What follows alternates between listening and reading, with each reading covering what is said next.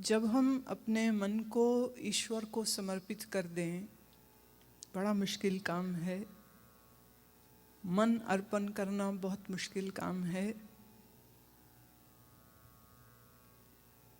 ईश्वर का ही दिया हुआ सब कुछ है, लेकिन फिर भी आदमी ईश्वर को शायद कुछ पैसे तो चढ़ा पाए।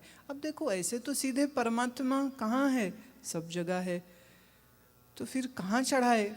तो कोई मंदिर चढ़ाता है, कोई गुरुद्वारे चढ़ाता है, कोई किसी आश्रम में चढ़ाता है। परमात्मा का द्वार समझकर किसी दरगाह पे, किसी पीर फकीर के, जिसकी जहाँ मान्यता है वो वहाँ पर जाएगा और सोचता है मैंने परमात्मा को दिया। पर सोचने की बात तो ये है, क्या वो तुम्हारा था जो तुमने उसको दिया? Were you the original owner? ये तो ऐसे ही हो गया कि ये पुस्तक फिलहाल कह सकते हैं कि मेरी है, फिलहाल। और कोई आए मुझे मिलने और मेरी पुस्तक उठाए और मुझी को दे और कहे ये मैं आपके लिए भेंट लाया हूँ, कैसा लगेगा? कोई आपके घर में आए और आपके सामने आपके ड्राइंग रूम से ही एक डेकोरेशन पीस उठाए और आपको दे, ये मैं आपके लिए लाया हूँ, कैसा लगेगा आपको? तुमको पागल हो, ये मेरा है।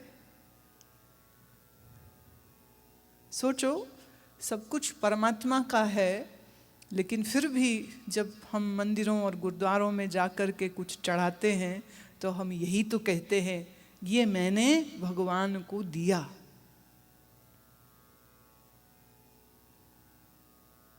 तो हम कितने पागल लगते होंगे ना उसको। जो पहले से उसका था, हम उसको क्या दे सकते हैं? लेकिन फिर भी आदमी धन दे सकता है, थोड़ा बहुत तन की सेवा भी कर सकता है, लेकिन सोचने की फिर वही बात आती है कि शरीर भी तो उसका है। इस शरीर में जो एनर्जी है वो किसकी है? Do you own this? Do you know how it is functioning? अगर किसी को पैरालिसिस हो जाए, किसी को ब्रेन स्ट्रोक हो जाए, किसी का दायां हाथ न चले या जुबान न चले, किसी के अंग मारे जाएं, आज भी मेडिकल साइंस के पास ऐसा कोई तरीका नहीं है कि वो उसमें कोई इंजेक्शन लगा के वापस उसमें प्राण भर दे। फिजियोथेरेपी करते रहते हैं, तो हिलाते रहो बाँह को, शायद कभी ना कभी अपने आप से अंदर हिलने लग जाए। लेकिन बाँह को ऐसे ऐसे हिलाते रहने से अंदर की वो जीवनी शक्ति तो आ नहीं जाएगी।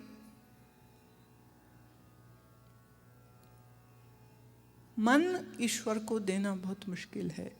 मन ईश्वर को, परमात्मा को दे देने का मतलब कि हम ये समझ चुके हैं कि ये शरीर मेरा नहीं है। हम समझ चुके हैं ये घर परिवार मेरा नहीं है। हम समझ चुके हैं ये सारा संसार प्रभु आपका है। अब आप जैसे चाहो वैसे मुझे रखो। Can you imagine how relaxed this mind would be who has surrendered his ego to Lord? जिसने अपना मन ईश्वर को दे दिया, उसके मन में क्या कोई चिंता रह सकती है? जिसने अपना मन परमात्मा को सौंप दिया। एक बड़ा पुराना भजन है, मैंने अपने बचपन में बूढ़ी माइयों से जो हमारे आस पड़ोस में जब इकट्ठी होके कुछ गाया करती थी तो तब सुना है मैंने उनसे। तुमने भी जरूर सुना होगा, आए तो तुम भी वहीं से हो सब। अब सौंप दिया इस जीवन का सब भार तुम्हारे हाथों में, सब भार तुम्हारे हाथों में है, जीत तुम्हारे हाथों में।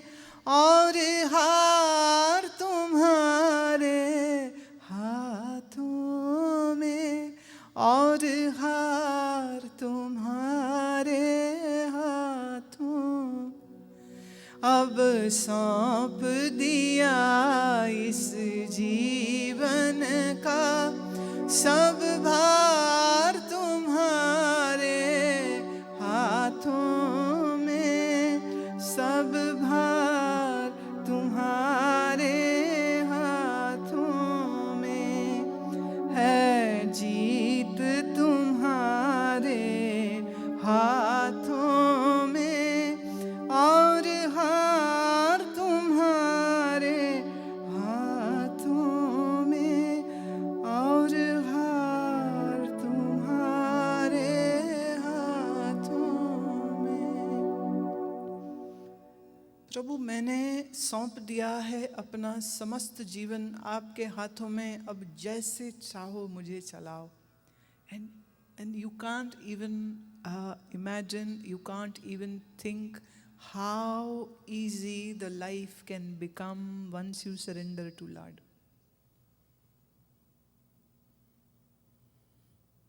अभी क्या है, तुम्हारी हालत उस बुढ़िया की तरह है। मैंने कहानी पढ़ी थी, एक बूढ़ी माता जंगल से लकड़ी काट के लाई और उसने लकड़ी का बंडल गट्ठा सिर पे रखा है और बेचारी बड़ी मुश्किल से चल रही है। तो उसी रास्ते से राजा साहब निकले अपने रथ पर और उन्होंने देखा माताजी बड़ी दुखी है, इतना गट्ठा उठाया है, कैसे पहुँचेगी। तो दया आ गई दिल में। तो वो कहता है, माँ आ जाओ, रथ पे बैठ जाओ और बताओ तेरा घर कहाँ है, मैं तुमको घर तक पहुँचा दूंगा। बूढ़ी माता कहती, अरे राजा साहब, आप तो बड़े मेहरबान, बड़े दयालु हो, घर तो मेरा बस ये 2 मील पर है,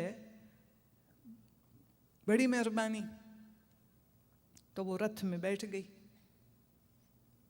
राजा साहब ने सारथी को कहा, चल भाई। घोड़े चलने पर लग गए। राजा की नजर पड़ी, वो बूढ़ी माता रथ पर बैठी है पर लकड़ी का गट्ठा अभी भी उसके सर पर है। उसने कहा, माँ ये गट्ठा गर्दन पर क्यों रखा है, क्यों दुखी कर रही है खामखा में, तू गट्ठा रथ पे रख दे।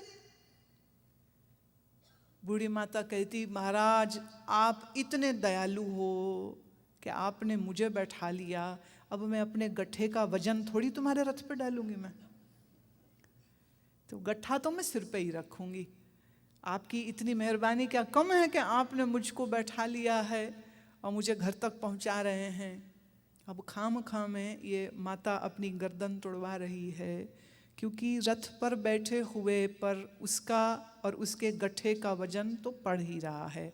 तो अच्छा रहे कि लकड़ी का गट्ठा उठा के वो रथ पे रख दे और आराम से बैठे। जब मैंने ये कहानी कही, आप सब कितने समझदार हो, बड़ी जल्दी जल्दी समझ गए कि बुढ़ी माता पागल है, पागल है, अपनी गर्दन तोड़ रही है, रथ पर बैठ गई है तो गट्ठा भी रख दे रथ के ऊपर। माफ कीजिए, ये मैं किसी बूढ़ी माता की कहानी नहीं सुना रही, मैं तुम्हारी सुना रही हूं।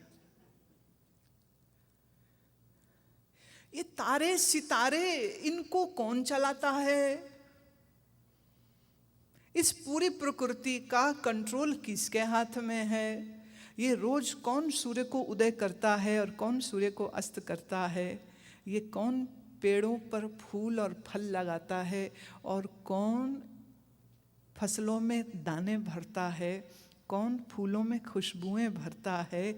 जो सारी जिंदगी सारे संसार को चला सकता है, क्या वो तेरी एक जिंदगी को नहीं चला सकता है?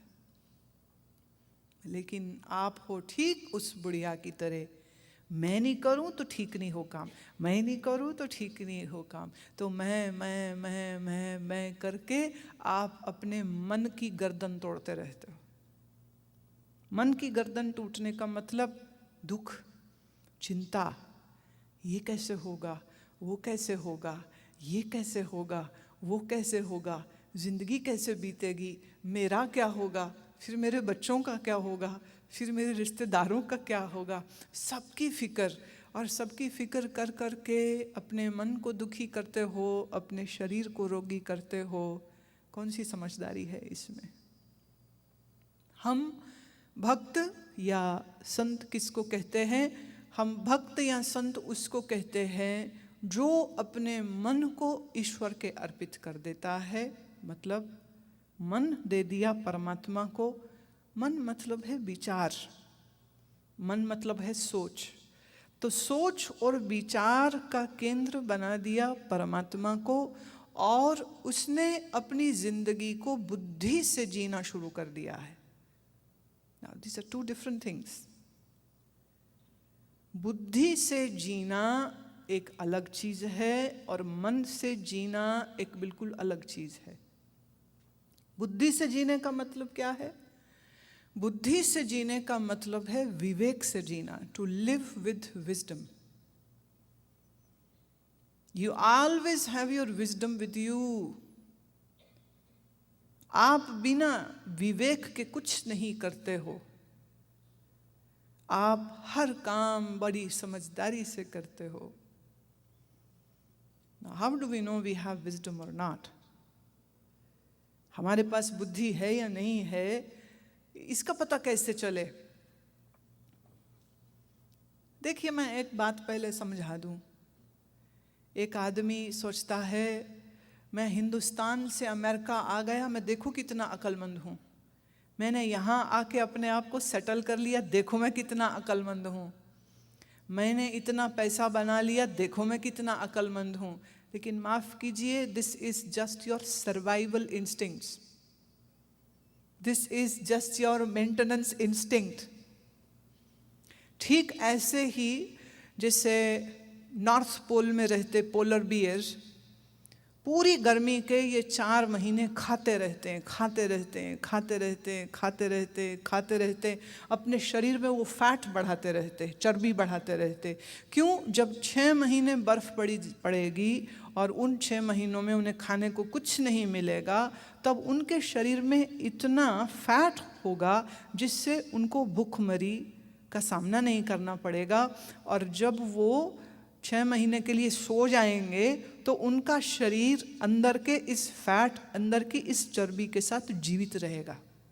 इतनी अकल तो पोलर बेयर को भी है। अगर आपने 50,000 या लाख 2 लाख डॉलर बैंक में जमा किए सेविंग्स कर करके और अपने आप को अक्लमंद समझते हो, तो भालू भी बड़ा अक्लमंद है, वो भी अगले 6 महीने के लिए सेविंग बॉडी में कर लेता है। He doesn't have to come out of his sleep to eat. He doesn't have to hunt. उसे शिकार नहीं करना है, उसे कुछ खाने को ढूंढना नहीं, उसने खाना अपनी बॉडी में स्टोर कर लिया। तो खाना और कमाना और जिंदगी में सेटल हो जाना, इसके लिए कोई बहुत अकल की जरूरत नहीं है। आपको आइंस्टाइन होने की जरूरत नहीं है। एक बुद्धू भी सीख लेता है कैसे पैसा कमाना। माफ कीजिए, जिसको पैसा भी कमाना नहीं आया है वो तो निकम्मा आदमी और कुछ भी नहीं कर सकेगा। पैसा कमाना सबसे आसान काम है। थोड़ी अकल हो, दुनियादारी की समझ हो और थोड़ी मेहनत करनी जानता हो, कैन मेक इजीली मनी। लेकिन धन बना लेना, धन से सामान खरीद लेना, बड़ा मकान खड़ा कर लेना, ये बहुत बड़ी बात नहीं है। बड़ी बात ये है कि आप ये समझो कि आपके असली काम क्या आएगा। Now let me tell you. अभी मैं डालस में थी और मेरे एक सहयोगी फ्लोरिडा से फ्लाई करके डालस आ रहे थे। उनकी फ़्लाइट लेट पहुंची। मैंने पूछा क्या हुआ, तो उन्होंने कहा बड़ी अजीब बात हो गई, एक पैसेंजर को हार्ट अटैक हो गया फ़्लाइट में।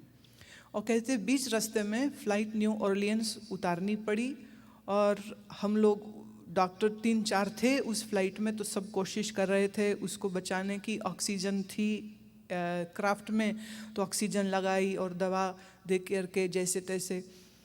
मैं जब ये बात सुनी, मैंने कहा अब देखो इस बंदे के पास $1 बिलियन भी हों, तो जब उसको हार्ट अटैक हुआ तो उसका धन किस काम आया उसके।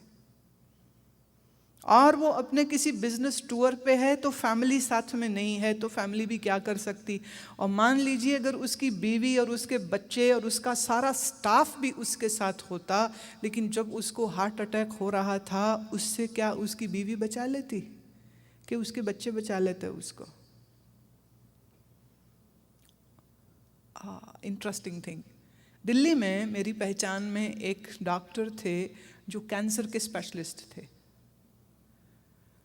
और अजब बात यह हुई, उन्हें खुद को कैंसर हुआ, लंग कैंसर। 2 महीने में ही वो मर गए। दूसरों का इलाज करते हैं, लेकिन समहाउ वो अपने शरीर में सिम्टम्स जो आए वो नहीं देख पाए, और जब तक वो देख पाए कि उनको कैंसर हो चुका है, it was already on stage 4 and he died. उसके पास बहुत अकल थी, सो कॉल्ड अकल। He was a doctor, he was a specialist, लेकिन उसकी अकल उसको ना तो मौत से बचा पाई ना मौत के दुख से। 2 महीने उसने जो कीमियोथेरेपी और दूसरे सब ट्रीटमेंट लिए, और रोज अपनी बिगड़ती हुई हालत देखी, और वो कितनी बार रोया कि अभी बच्चे नहीं ब्याए हैं, अभी तो मैं तो 50 भी पूरे नहीं किए हैं। रोज इस चिंता में वो घुला, रोज थोड़ा थोड़ा मरा। असली मौत तो जब हुई तब हुई, लेकिन चिंता ने उसको रोज मारा। मुझे कैंसर है, इसके वजह से उसको बहुत एक्यूट डिप्रेशन हो गया। कैंसर का भी इलाज कर रहा है, साथ में डिप्रेशन का भी गोलियां खा रहा है, लेकिन 2 महीने भी वो जी नहीं पाया और प्राण निकल गए। दुनिया कहेगी डॉक्टर है, बड़ा अक्लमंद है, बड़ी बुद्धि है, दिल्ली में बहुत उसका नाम था, बहुत पहचान थी, बहुत पैसा था, लेकिन जीवन को बढ़ाने का साधन वो नहीं जानता था, और मृत्यु के भय से वो अपने आप को बचा नहीं पाया था। और हर रोज उसने एक मौत मरी थी। इसको मैं कहती हूं, अगर इस आदमी के पास इंटेलेक्ट होता, अगर इस आदमी के पास बुद्धि होती, तो वो सोचता ऐसी कौन सी चीज है दुनिया में जो बनने के बाद मिटती नहीं है। ऐसी कौन सी कहानी है जो शुरू होके खत्म नहीं होती है। ऐसा कौन सा फूल है जो खिल के मुरझाता नहीं है। ऐसी कौन सी जिंदगी है जो शुरू हो और फिर खत्म नहीं होती है। It's wisdom, right? It is pure clear wisdom. इसी को बुद्धि कहेंगे और क्या कहेंगे। लेकिन कौन है जो इस बुद्धि का उपयोग करता है?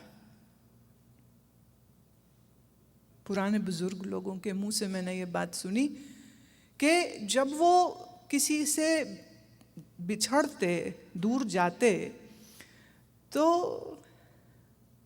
वो बोला करते, जिਉਂਦੇ रहे ता मिलांगे। ये पुराने बुजुर्गों की बात है, बड़ी कीमती बात है। It is very precious statement, जिਉਂਦੇ रहे ता मिलांगे। और वो जाने से पहले खूब अच्छे से गले से मिल लेते और बोलते, गिले शिकवे माफ कर लेना, दिल में मत रखना कोई बात। जिਉਂਦੇ रहे तो मिलेंगे, जीते रहे तो फिर मिलेंगे। जिंदगी का क्या भरोसा। इसको मैं कहती हूँ विजडम के साथ जीना।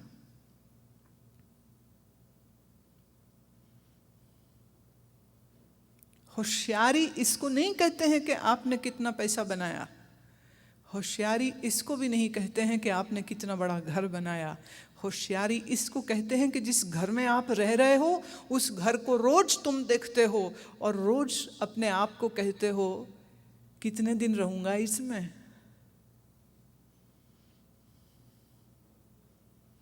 जितनी बार तुम अपने बच्चों को देखो, क्या उतनी बार तुम्हें यह विचार आता है कि जिंदगी बड़ी कच्ची है, या कल मैं ना रहूंगा या कल ये ना रहेंगे। इसको कहते बुद्धि से जीना। accepting the facts of the life. And life is very fragile. You never know. Now it is here and now it is gone. कितना समय लगता है प्राण निकलने में? ये बुद्धि से जीने का मतलब कि जब तुम शाम ढलते हुए देखो तो उस ढलती हुई शाम में तुम्हारे अंदर भी कुछ ढल जाना चाहिए. Something should be setting inside you when you see a sun setting. Sun is going, a day is dying. A one full day is dying, and seeing the death of the day, something should hit in your mind. What have I achieved in this one full day? इस पूरे एक दिन में मैंने क्या प्राप्ति करी? इसे मैं कहती हूँ बुद्धि के साथ जीना. कि जब आदमी भोजन खाने लगे तो उस समय पर वो सोचे कि मैं क्या खाऊं और क्या नहीं खाऊं और कितना खाऊं. फिर बात कहती हूँ, पुराने लोग ये कहा करते थे, संत महात्मा आज भी कहते हैं कि जब तुम्हारे सामने भोजन आए, first pray, say thank you lord for the meal, and then be very respectful to the food also, because this food is going to become you. जो रोटी दाल चावल खाओगे वो तुम्हारे शरीर का हिस्सा बन जाएगा, तुम बन जाएगा. ये शरीर क्या है? हाँ, रोटी दाल चावल सब्जी सूप फल जो तुमने खाया उसी से ये बना है. So we can say this body is heaps and heaps of grain and liters of water.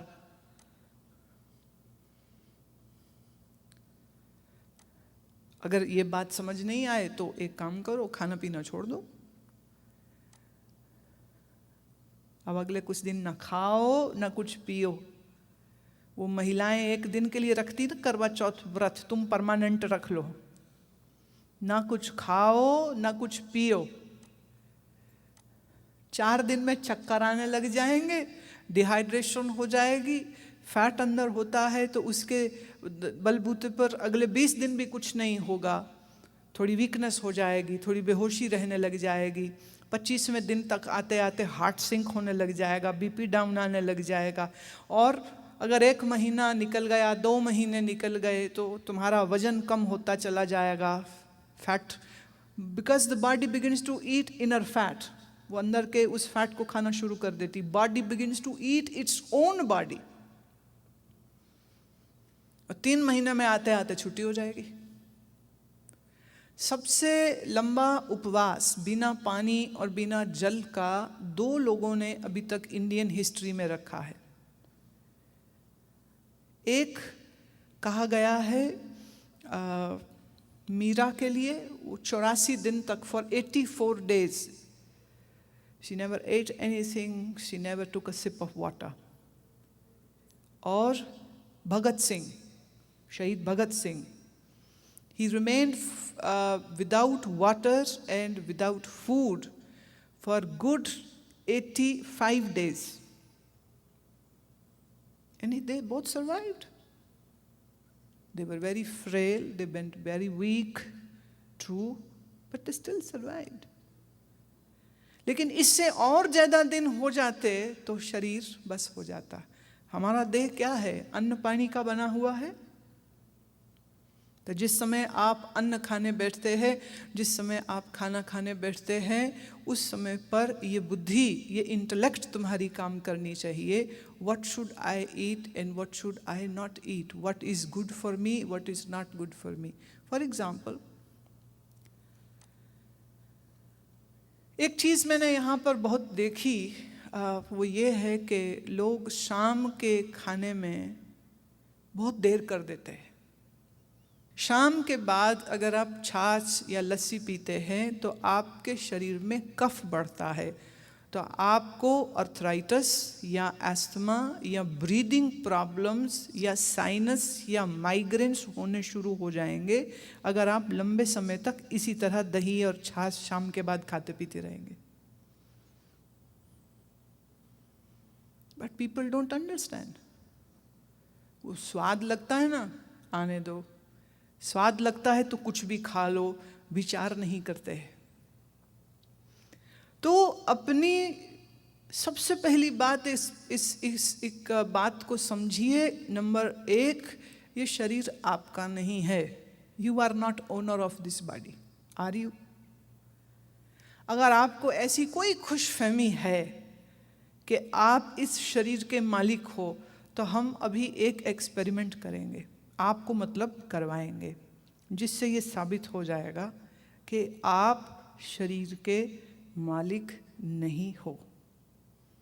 एक प्रयोग बैठे बैठे, पता क्या करना है? अपनी बाहें यूं फैला लीजिए ऐसे, put your arms horizontally, right, and keep it straight. Watch left, keep it straight. And for next 1 hour, you will not bring your arms down. हार गए? चलिए हम एक और एग्जाम्पल, एक और एक्सपेरिमेंट आपको देते। जब तक तुम मान नहीं जाओगे ना, तब तक हम यही कराएंगे आज।